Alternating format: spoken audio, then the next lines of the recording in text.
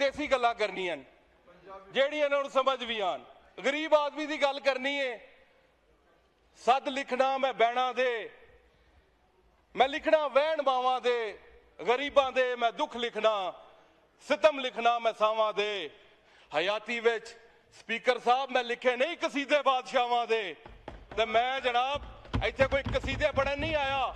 मैं इत्थे नोहे पढ़ने चाहिए ने जिहो जिहा बजट तुहां दिता है। गरीब आदमी दा कोई एक रिलीफ मैनू विखा दिओ।